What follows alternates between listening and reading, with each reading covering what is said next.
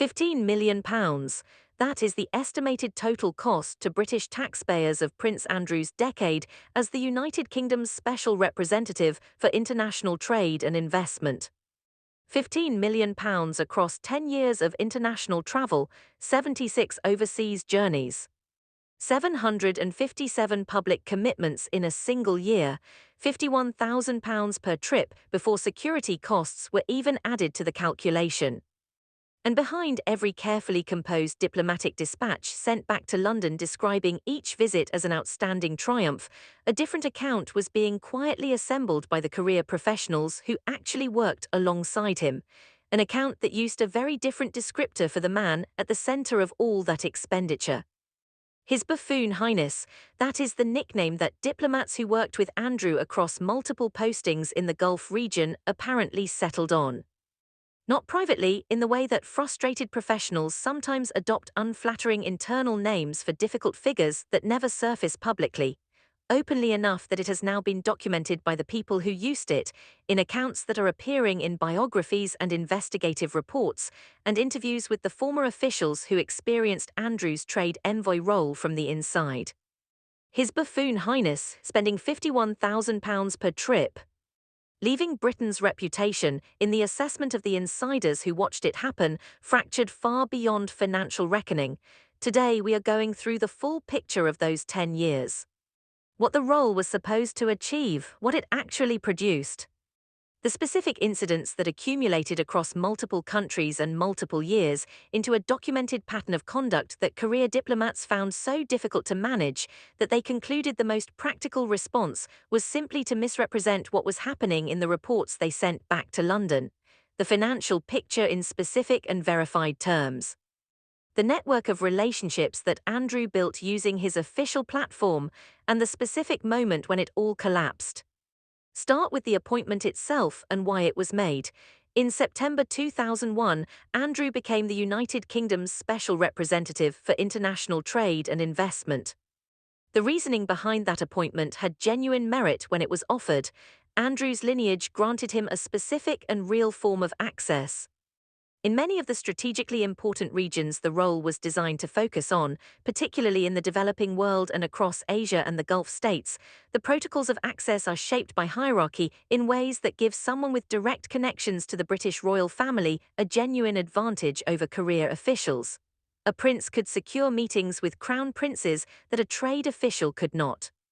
Could elevate issues to the senior level in ways that moved at a speed bureaucratic channels could not match. Contemporary officials acknowledged this real capability. Contracts that had stalled moved forward. Issues that had been stuck at lower levels of official interaction were resolved within weeks of Andrew engaging them at the top. So the appointment was not without logic, there was a genuine case for it.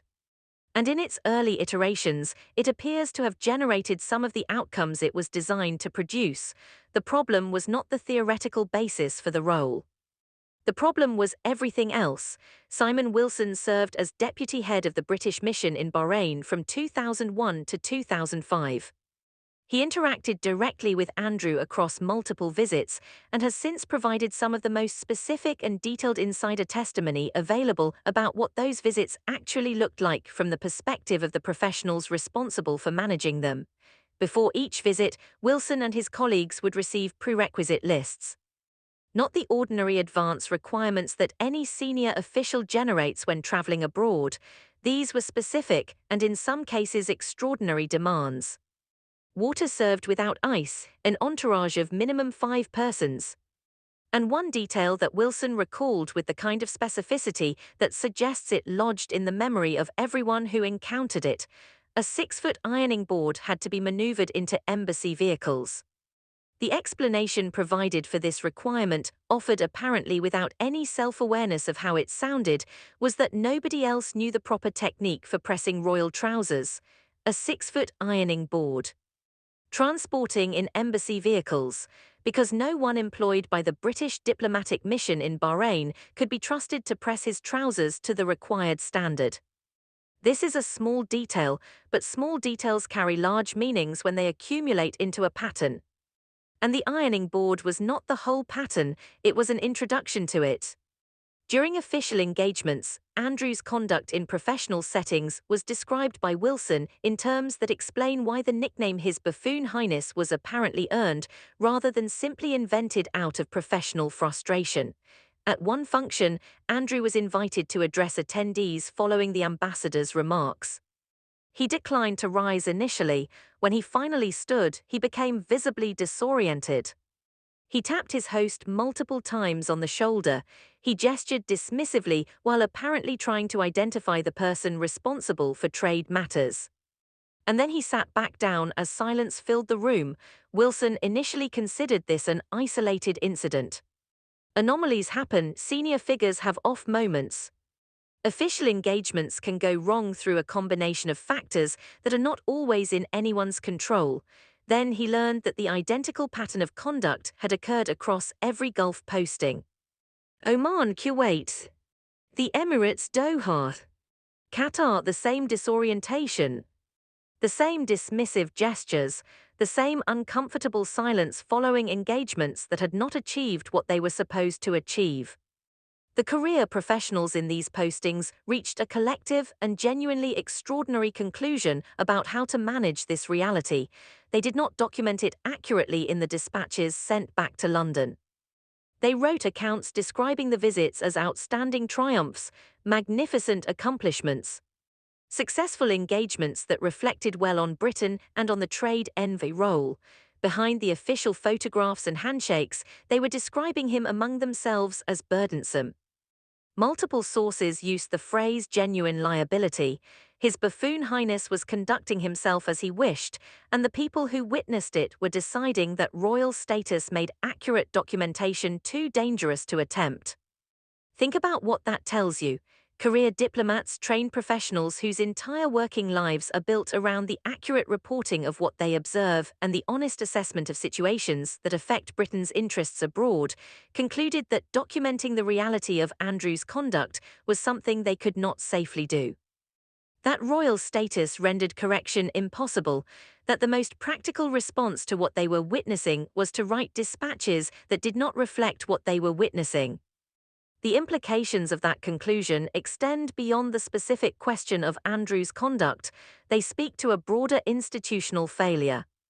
A situation in which the formal accountability mechanisms that are supposed to govern how public officials conduct themselves abroad were effectively bypassed because the person involved had a status that placed him outside the reach of those mechanisms. The dispatches said triumph. The professionals said liability, and the gap between those two assessments was maintained for a decade.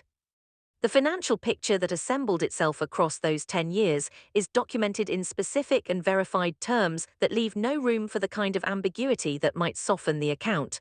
In 2010 alone, a single year, Andrew accumulated £620,000 in expenses. £465,000 for travel, £154,000 for accommodation, dining and entertainment.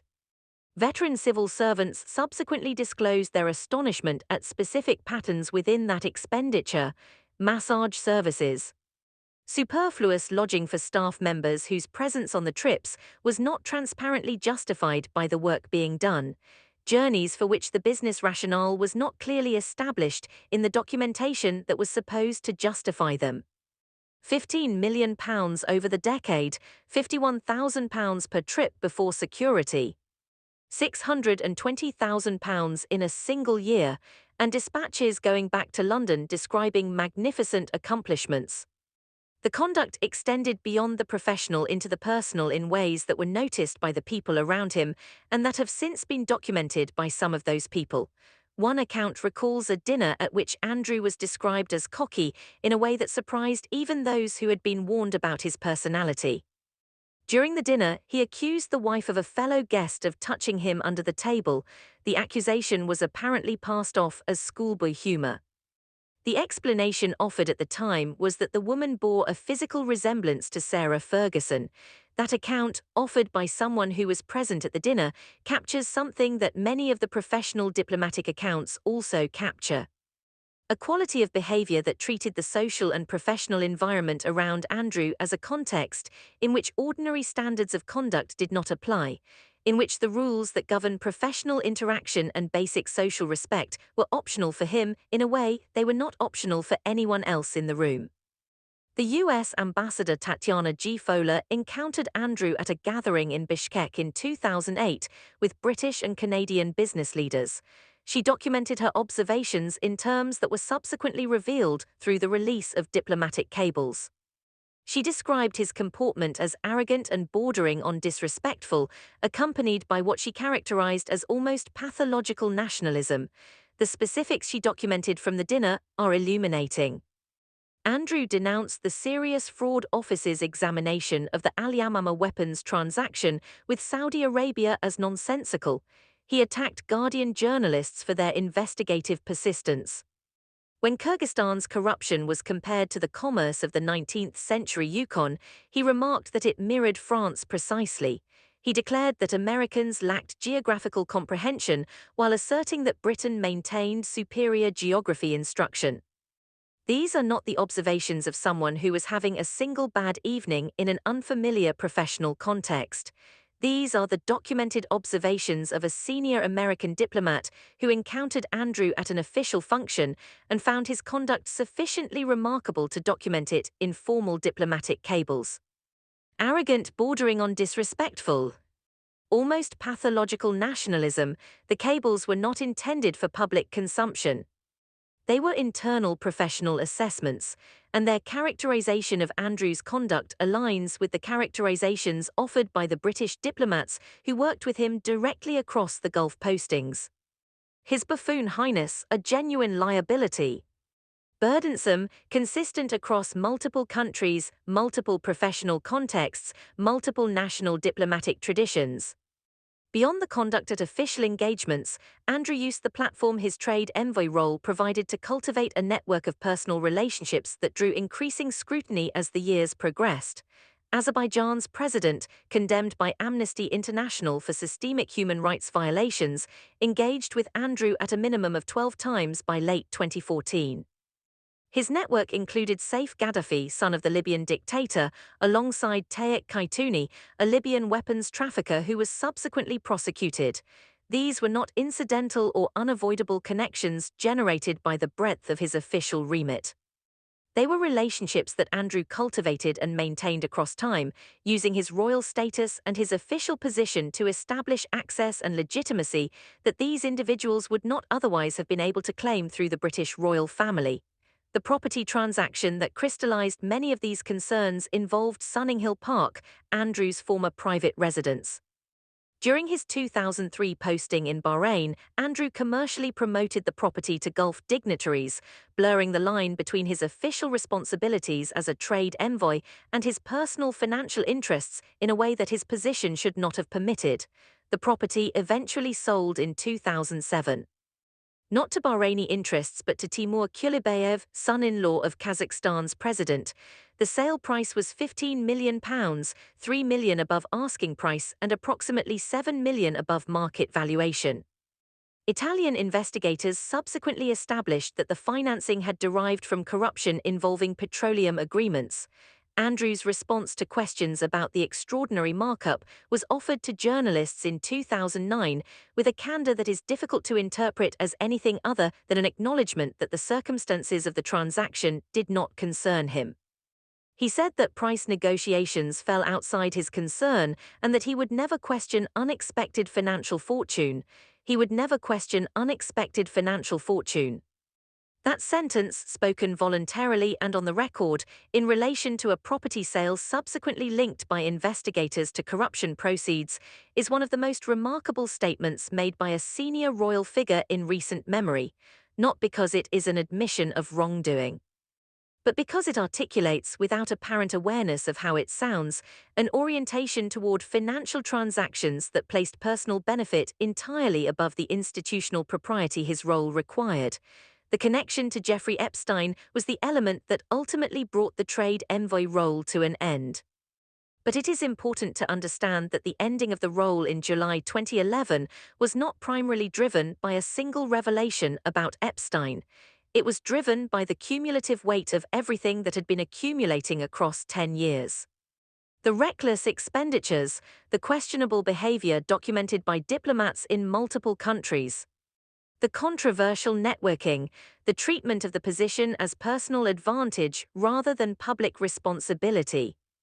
The Epstein connection was the element that made the cumulative weight impossible for the institution to continue absorbing, but the pile was already there. Epstein was the weight that broke the camel's back because the camel had been carrying an enormous burden for a decade. What the documents released by the U.S. Justice Department in January 2026 have since revealed adds a new and more serious dimension to the trade envoy story. The specific allegation being examined by investigators concerns whether Andrew, during his time in the role, forwarded sensitive official information to Epstein. Visit reports. Official itineraries, details of high-level trade missions. Information that, if shared with someone outside the official structure of the British government, would potentially constitute a serious breach of the duties the role imposed. The arrest on his 66th birthday in February 2026 represents the formal entry of the criminal justice system into a story that had previously been managed primarily in the arenas of reputation and institutional politics. Thames Valley Police took Andrew into custody on suspicion of misconduct in public office. He spent 11 hours in custody. He was released under investigation. The investigation continues. The career diplomats who watched him across a decade and who filed dispatches describing magnificent accomplishments while privately calling him His Buffoon Highness made a choice about how to manage the reality they were witnessing. They concluded that accurate documentation was too dangerous to attempt given his royal status. They wrote what they needed to write to manage their own professional situations, while the reality they were not documenting continued to accumulate. That choice, made by reasonable professional people in an impossible institutional position, is part of what allowed 10 years of conduct to continue without the accountability that might have interrupted the pattern earlier. Not through explicit conspiracy, through the ordinary institutional mechanism of powerful people being shielded from the accurate documentation of their conduct by the very status that was supposed to make them effective public servants. £15 million, 76 journeys. £620,000 in a single year, a 6-foot ironing board transporting in embassy vehicles because no one else knew how to press royal trousers. Dispatches describing triumph, insiders documenting liability. His Buffoon Highness conducting himself as he wished for a decade.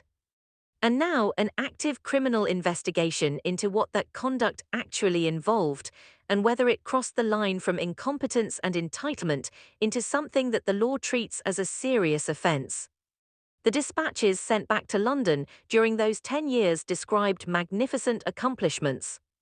The people who wrote them knew they were not describing what they were seeing.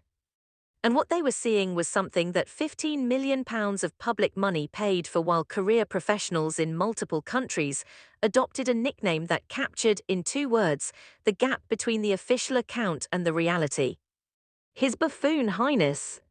The nickname was not kind, but the evidence suggests it was not unfair. And the investigation now underway is asking whether His Buffoon Highness was something considerably worse than a buffoon.